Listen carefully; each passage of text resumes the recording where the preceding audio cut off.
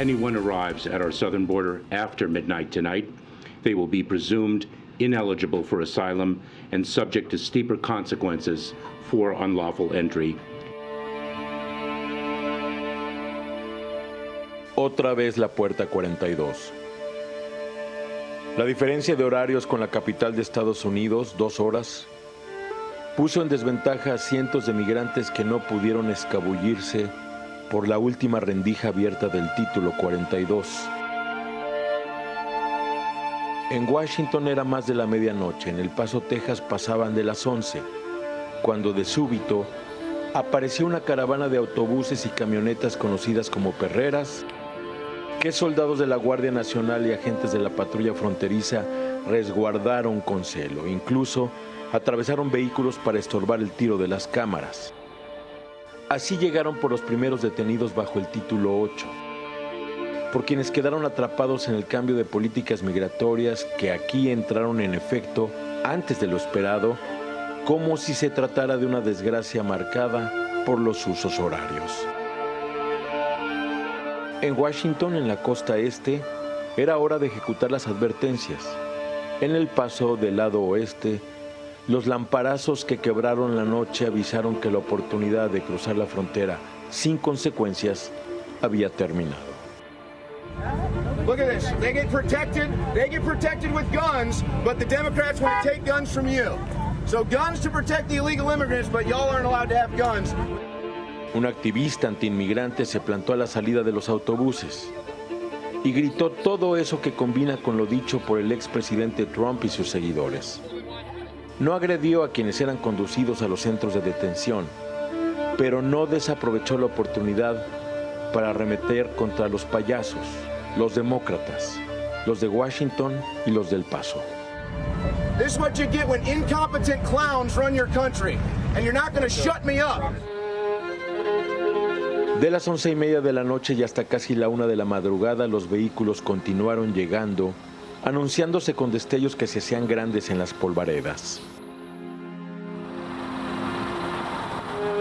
Por la mañana, ya con todo Estados Unidos montado en el título 8, la segunda operación limpieza continuó. Junto al río Bravo, las autoridades desplegaron otra tira de alambre con navajas a lo largo del bordo para complicar el acceso y marcaron un nuevo camino para vehículos, una nueva frontera luego de la línea y antes de llegar al muro. Cerca de la última esclusa, los migrantes eran cateados, luego llevados al muro para abordar los autobuses.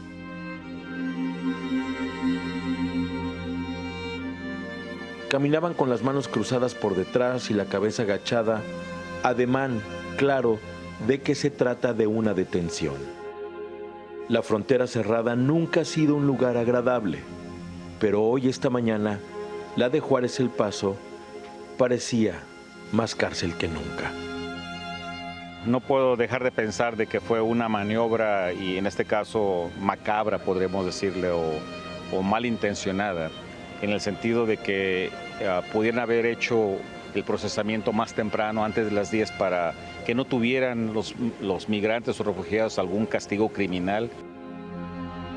12 horas después de iniciado el operativo, las últimas 45 personas cruzaban la puerta 42. Algunos se tomaron hasta 3 meses para llegar a este lugar, como los migrantes que echaron a andar desde Venezuela, todo para subirse a un autobús. ¿Qué sigue para ellos? ¿Cuántos lograrán quedarse en este país? Solo el 5% de los solicitantes de asilo lo consiguen. El resto lo seguirá intentando, buscando entrar a Estados Unidos por nuevas puertas 42.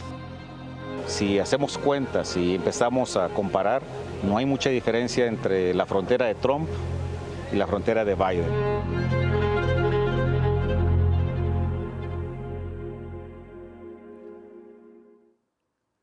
Buenas noches, así termina la semana. 5 de cada 100 personas de las que hemos visto estos días tratar de llegar a Estados Unidos, de acuerdo con estadística, sí tienen suerte. 5 de cada 100, 5 de 100, quizá consigan un documento que les permita estar un tiempo en Estados Unidos. Para los otros 95 es una derrota dolorosísima, porque en esta ocasión alguien les había sembrado una ilusión de que se podría en estos días entrar a Estados Unidos y quedarse. Es una gran derrota, pero ahí está la historia.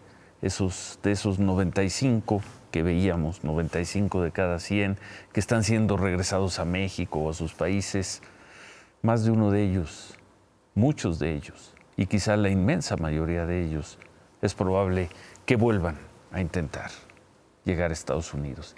Esa es nuestra historia, y así ha sido desde hace muchos años. Esta mañana el canciller Ebrard dio el primer reporte después de que Estados Unidos levantó el título 42. El flujo va bajando. El día de hoy no hemos tenido confrontaciones ni situaciones de violencia en la frontera. Estados Unidos está cumpliendo su parte. ¿Cuál es el escenario que se tiene previsto para México y si hay capacidad en los albergues de la frontera? México les ha hecho saber que no podrían en ningún caso recibir a más de 1,000 personas al día. No podríamos, no tenemos la capacidad ni lo aceptaríamos. No vamos a aceptar nosotros más de ese número, porque no podríamos. ¿Bajó el flujo de inmigrantes? Pues sí. Y a juzgar por lo que se vio hoy en las fronteras, bajó de manera considerable, al menos durante este primer día. Vamos a ver un par de estampas. A diferencia de los días pasados, en la frontera entre Matamoros y Bronzeville, recordarán, la estuvimos viendo toda la semana, esta tarde, son imágenes de esta tarde, ya no están los grupos numerosos que querían cruzar el río Bravo. Algunos migrantes se replegaron a su campamento improvisado, y otros pues están ahí esparcidos por la ciudad tratando de obtener una cita a través de una app, una cita con el gobierno de Estados Unidos para solicitar asilo. Vamos a ver esta otra, es la frontera de Tijuana y San Diego. Ahí se ve más gente esperando a que los procesen, pero son migrantes que se encuentran entre las dos bardas fronterizas y que llegaron a ese punto antes de que terminara el título 42. La patrulla fronteriza ya no se los ha llevado, no se los llevó. También se pudo observar a unos 100 migrantes que cruzaron por la vía en la que ahora les piden hacer el trámite. Fueron procesados después de agendar una cita a través de la aplicación, y quizá entre ellos, entre esas personas que estamos viendo en la pantalla, salgan esos 5 de cada 100 que con mucha suerte para ellos, podrán quedarse en Estados Unidos. En la semana, el presidente López Obrador criticó, entre otros, al gobernador de Florida, que por cierto también quiere ser candidato republicano a la presidencia. Criticó al señor Ron DeSantis. Dijo el presidente que ese gobernador de Florida busca lucrar con el sufrimiento de los migrantes. Bueno, hoy el señor DeSantis le respondió. You know, you have this Mexican president, he's criticizing Florida for enacting laws against illegal immigration. It's like he's got a disaster on his hands. He's got cartels that are totally out of control that are running his country. And all the millions of people coming into our country, they're all going through his country. I mean, what kind of a country just allows people by the millions to just traverse through like that? The border should be shut down. I mean, this is ridiculous what's going on. Y con estas palabras, mensajes, contradicciones, ataques, pero sobre todo con estas imágenes de sufrimiento, de angustia, de dolor y en muchos casos de derrota, terminamos una semana de cobertura, la semana del título 42.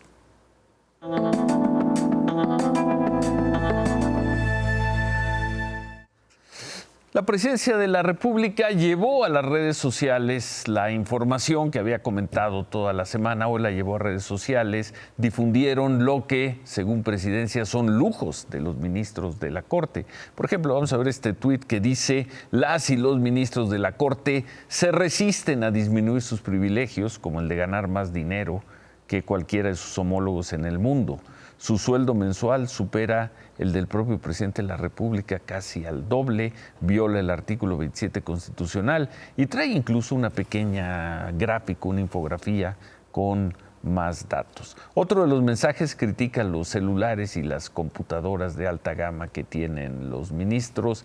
En fin, fueron varios mensajes de este tipo. Eso en las redes oficiales del gobierno. Afuera de la Corte, en las calles, las protestas, los reclamos y los insultos contra los ministros y en especial contra la ministra Norma Piña no ceden y ya van a ser 3 semanas. Después de 19 días de esto... ¡Mujer gorda, fea! ¡Vampira! ¡Chupacabras! Esto... ¡Eres una violentadora! ¡Te chingas a tu madre, Norma Piña! Y esto... ¡Te pesan mucho las nalgas! ¡No entienden de otra manera que chinga su madre! Hoy el partido del presidente López Obrador se deslindó de las personas que desde un plantón frente a la Suprema Corte exigen a gritos la salida de los ministros. Morena es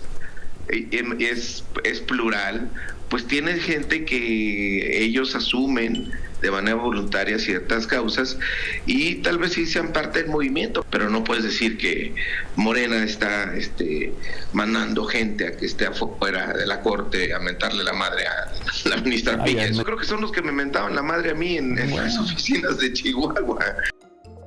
Y los del plantón de la Suprema Corte se deslindaron del presidente de Morena. No son formas y en lo que él hace sí. Él sabe que la gente no lo quiere. Por eso muchos me decimos, no somos morenistas, somos obradoristas. Pero él está a fuerzas. Una vez ya lo quisimos sacar aquí en la Casa de Roma, en la colonia Roma. Ese Mario Delgado, una rata también para nosotros es un corrupto. Lejos de pensar en retirarse, los manifestantes cuentan los días para la concentración pacífica convocada para el sábado 20 de mayo frente a la Corte. Concentración que, aunque fue convocada por el gobernador de Veracruz, el morenista Cuitláhuac García, el presidente de Morena, Mario Delgado, desconoce y rechaza. Como Morena Nacional no estamos haciendo esa convocatoria. No es Morena Nacional. Y, a ver, yo tenía entendido que era la manifestación iba a ser en Veracruz. No tenemos ninguna convocatoria para fuera de la Corte. Andamos metidos en Coahuila, andamos metidos en el Estado de México. A los obradoristas que protestan frente a la Corte, les basta el llamado del gobernador de Veracruz y prometen que su protesta será pacífica. Pues vamos a estar acá, si los que lleguen van a ser bienvenidos. Los que sean, si Mario no quiere apoyar, que no apoye. El gobernador de Veracruz dijo que iba a traer gente de Veracruz. No vamos a poder, aunque viniera mucha gente, no vamos a entrar. No vamos a hacer las cosas mal. ¿Sí? Aquí nos vamos a quedar, no vamos a entrar, ahí sí estaríamos mal. ¡Norma Piña! ¡De madre sopilota! ¡De padre buitre! ¡A la mafia se le empina! ¡La muy cochina de la Norma Piña, ratera! Y el permiso para insultar, el permiso para agredir. Entonces, Morena no está llamando a ninguna concentración de mañana en 8 afuera de la Corte.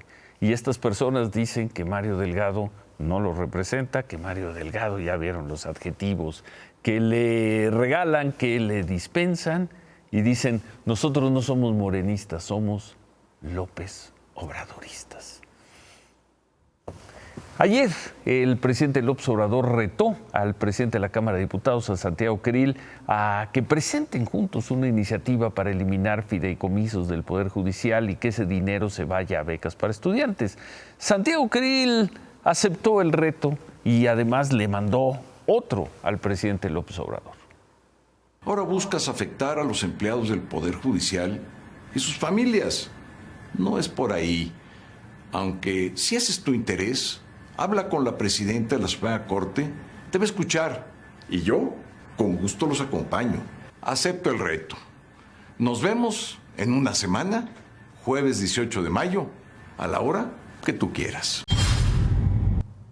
Eso fue ayer. Hoy, en la mañana, el presidente López Obrador sacó el bat y macaneó a Santiago Creel. Me mandó a decir Creel que me acompaña a ver a la presidenta de la Corte, no, y que además lo que quiero, fíjense la manipulación y la mentalidad de esta gente, que lo que quiero es perjudicar a las familias de los trabajadores del Poder Judicial.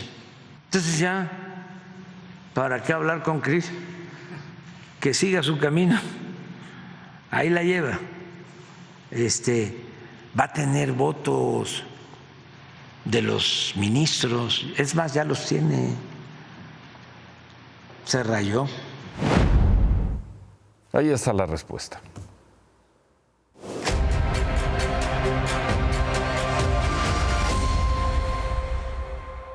El lunes 15 se cumplirán 5 meses del atentado en mi contra. ¿Qué de nuevo? Nos preguntan. Quizá lo más certero sea responder que esencialmente no hay nada respecto de lo que se conoció en la segunda semana de enero, que fue cuando se capturó a 12 personas acusadas, todas de formar parte de la llamada célula de ejecución del grupo de sicarios. Después se detuvo una mujer, la detenida número 13, y desde entonces se ha hablado de un hombre a quien apodan el Patrón. Se supone que él es una pieza clave para enlazar a los sicarios con los autores intelectuales, pues, del intento de homicidio. Pero del Patrón, poco o nada se sabe desde entonces. Y hoy, esta noche, 5 meses después, es pertinente hacer la pregunta de ¿por qué, si él era tan importante o es tan importante en esta historia criminal, por qué, si las autoridades lo tuvieron al alcance en diciembre, por qué lo dejaron ir?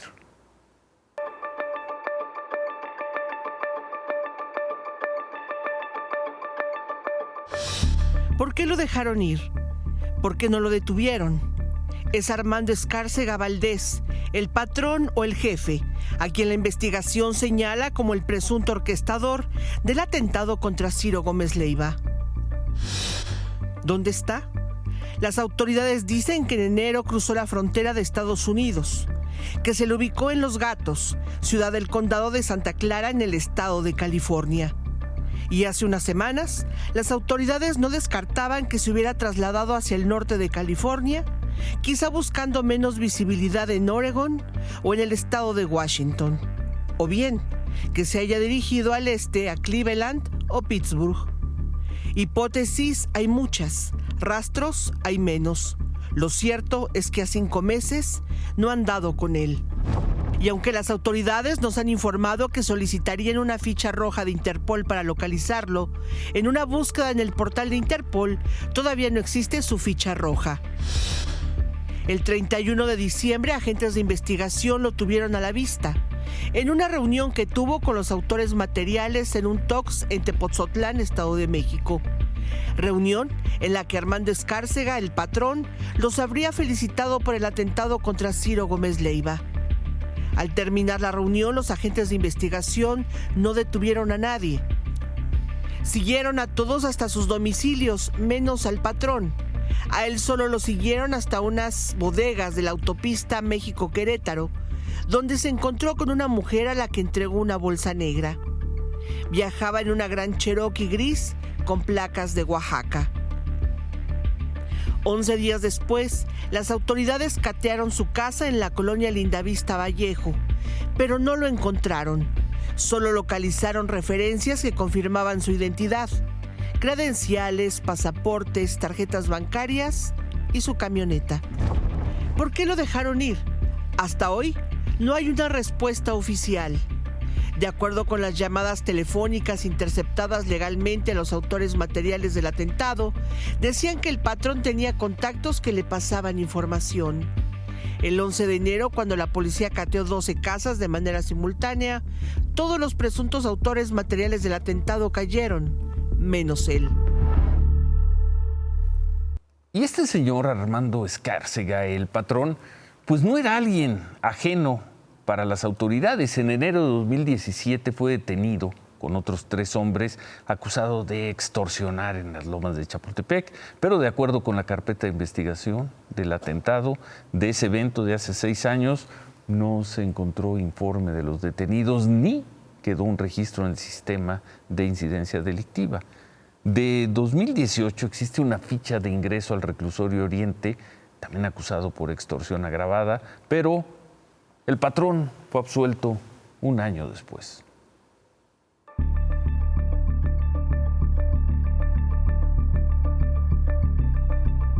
¿Qué papel jugaba el patrón o el jefe en esta célula criminal? De acuerdo con la Fiscalía, se encargó de proveer dinero, armas y una casa de seguridad en Michoacán, la cual utilizaba para resguardar a los sicarios después de privar de la vida a sus víctimas. Sería el eslabón que conectaría al autor o autores intelectuales con el intento de homicidio contra Ciro Gómez Leiva. Por eso también se preguntan las autoridades si él huye de la policía o de alguien más que quisiera silenciarlo. Del patrón se sabe que se graduó como licenciado en Derecho en la entonces Enepacatlán de la UNAM, con la tesis Privilegios e Inmunidades de los Agentes Diplomáticos en 1995, y que trabajó en despachos de abogados en la Ciudad y el Estado de México. 5 meses se van a cumplir el lunes. Hay 13 detenidos y vinculados a proceso, 13. Y hay un prófugo en Estados Unidos que quizá esté en el oeste, cerca de Silicon Valley, o del otro lado de Estados Unidos, quizá en Pittsburgh. Quizá tenga ficha roja, quizá tenga que ver con él o con los autores intelectuales. Quizá. 5 meses. Es lo que hay. Claudia, buenas noches. Ciro, buenas noches. Ánimo. Venga. Ánimo, dirías tú. Ahora cambiando de tema, las autoridades de Morelos, acompañados de guardias nacionales y personal de la Comisión Nacional de Búsqueda, realizaron una segunda jornada de operativo para intentar dar con con Leslie Martínez, esta joven que desapareció hace 12 días y que, según testimonios, habría sido asesinada por su novio, Alejandro Alberto, quien tiene una orden de aprehensión. La búsqueda en campo se realizó en la zona de Huitzilac, en los límites de Morelos y Ciudad de México. Según el rastreo del celular de Leslie, esta zona habría sido de las últimas que se registró en su teléfono celular antes de desaparecer, y durante unas 8 horas más o menos esta búsqueda se apoyó con un dron y un helicóptero, pero no hubo resultados, por lo menos no hoy. Se espera que el operativo se extienda hacia la zona norte de Guerrero, entre Iguala y Taxco, y esperemos pronto den con el paradero de Leslie. Luego de los últimos sismos también que se han registrado aquí con epicentro en la Ciudad de México, la jefa de gobierno Claudia Sheinbaum informó que se reunió con expertos científicos en sismología que conforman la red de expertos en microsismos con el fin de evaluar la red de instrumentos con los que se cuenta para ejercer esta medición más precisa, la medición de este tipo de sismos. La reunión también tuvo como objetivo promover más tanto la investigación científica como su difusión para que con ello sepamos qué hacer en caso de un microsismo aquí en el Valle ¿Pero qué pasó? de México. Pues hasta ahorita no hay respuesta. Hasta ahorita no hay respuesta. Esperemos que nos la den pronto. Mientras tanto, esperemos no tengamos un susto más de estos. Por cierto, el Servicio Sismológico Nacional, eso sí, reportó que a las 5:46 de la tarde sí hubo un nuevo microsismo, Ciro. ¿Lo sentiste? No. Fue de 2.2 grados, fue un poco más leve, con epicentro a 3 kilómetros al noroeste de Coyoacán. No nos tocó nada lejos, yo tampoco lo sentí. Pero bueno, en otras cosas. Hoy un juez federal le otorgó una suspensión provisional al ex jefe delegacional de Benito Juárez, Christian von Roerich, acusado de corrupción como parte del cártel inmobiliario. El juez le ordenó a la Fiscalía de Justicia de la Ciudad de México frenar toda difusión, tanto de fotografías como de videos, sobre su detención. La Fiscalía también se verá limitada a compartir información sobre su caso o datos de la carpeta de investigación, como lo han venido haciendo en estos videos que han presentado. Por ejemplo, lo que estamos viendo en pantalla. Así es. Todo el despliegue que hicieron el día que lo trajeron a la Ciudad de México. Así es. ¿Y qué vigencia va a tener esta medida? Por lo menos hasta el 19 de mayo, pero hay que recordar, que von Roerich fue detenido el 20 de abril en Reynosa, un día después trasladado a la Ciudad de México, donde las autoridades ministeriales lo exhibían así. Y hoy está preso en el reclusorio norte. Por lo menos hasta el 19 no podrán difundir nada. Veremos si eso ocurre. tienen un mandato judicial. Gracias, Claudia. Ciro, no me puedo ir. Y no me puedo ir porque ya es oficial, Ciro. La plataforma de Twitter tiene nueva CEO. Elon Musk nombró a la exdirectora de publicidad de NBC Universal, Linda Yaccarino, como la nueva directora ejecutiva de Twitter. Musk va a seguir trabajando tanto en el diseño de productos como de nuevas tecnologías. Esto lo dejó muy claro a través de su cuenta de Twitter. Y Yaccarino, con una trayectoria, por cierto, de más de 30 años, enfocada específicamente a la publicidad digital y televisiva, va a estar enfocada ahora a las operaciones comerciales de Twitter en un intento por recuperar a los anunciantes. Porque, según Forbes, Ciro, desde que Elon Musk compró Twitter, ha sufrido pérdidas por $24 mil millones. Esto es prácticamente la mitad de lo que le costó a la compañía solo. ¿Tú ya validaste tu cuenta? Todavía no. Bueno. Buen fin. Gracias. Buenas noches. Gracias, Claudia. Buenas noches. Gracias.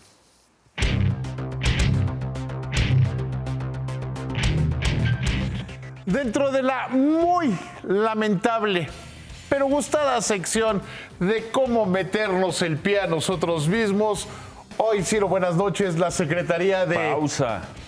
Antes de eso, dijiste que hoy se resolvía la venta de Banamex y eso no ocurrió. Bueno, te podría preguntar por algún periodista o podría decir, fulano, y los neoliberales... ¿Qué pasó? No se acaba de cerrar la operación, están en la fase anoche final. Lo diste por hecho. Yo lo di por hecho y reconozco que no pasó. Sí. Joe Biden lo dijo, esto no se acaba hasta que se acaba. ¿Qué pasó? Hay diferencias entre cómo se va a cerrar la transacción. ¿Cuánto se va a quedar Citi de Banamex? ¿Cómo van a poner? El dinero ya lo tienen. Están, dirían los clásicos, en los toques finales. Pero son los mismos personajes. Es el Grupo México. Son los mismos grupos los que van a financiar la operación. Es el Grupo México y los mismos grupos. Todo está igual. Sin embargo, no acaban de cerrar. Y esto pues tomará el tiempo que haya que tomar. ¿No prefieres que hablemos de algún periodista o de los neoliberales o alguna cosa así? ¿Por qué de un periodista? Porque es la manera de cuando no te gusta la conversación. No. Y Ciro cuando era amigo de García Luna y esas cosas. Pero tú, sí, como en la manera. Pero tú lo diste por eso, yo lo di como un hecho, no cerró. No se dio. Entonces, la estrategia moderna es decir, pues no sé. Ya te entendí. Bueno, es que es viernes. Es decir, Ciro era amigo de García Luna. Cierto, a ver, venga. Y los neoliberales eran peores y todo ese tipo de cosas. Entonces, mejor hablamos de cómo la Secretaría de Economía está convirtiendo un dicho del presidente que dijo que el gobierno tiene que planear el desarrollo y que le gustaría que más desarrollo fuera al sur-sureste y no al occidente y norte del país, ya se convirtió en una política. La Secretaría de Economía, esa que encabeza mi amiga Raquel Buenrostro, ya dijo que van a revisar los permisos y en una de esas no se los van a dar por si falta agua o cualquier pretexto. ¿Quién le metió aquí el pie a quién? Pues los mexicanos a los mexicanos mismos, porque si viene una inversión extranjera, por la relocalización o por lo que sea, no sé, Iberdrola que dice que va a invertir $5,000 millones en plantas de energías renovables. ¿Qué tal que les dice el gobierno? No, pues ahí no. ¿Qué es lo que hace una empresa global si le dicen que no se puede poner donde quiere? Lo que iba a hacer Tesla. A Tesla le dijeron, oye, no te vas a poder poner en Nuevo León. Pues digo, pues me pongo en Texas o me pongo donde me dé la gana. Y se pondrá en Nuevo León. Y terminó poniéndose en Nuevo León. Eso de jugar a creer que quieren venir a México donde sea, pues no. Es muy riesgoso. Es verdaderamente riesgoso. ¿Te la tomamos de remate? Sí, ya vámonos. ¿O todavía quieres rematar? No, la verdad no. ¿Seguro? Porque si quisiera rematar, diría que qué bueno que el INEGI le regaló al gobierno de Cuba elementos para que hagan censos. Ahora sí se va a poder medir la pobreza en Cuba, la situación económica en el país, y la pregunta será... van a tener la voluntad económica los cubanos para medirse, seguro. Pero sí se van a medir, pero no vamos a saber. Bueno. Por eso no quería rematar. Buenas noches.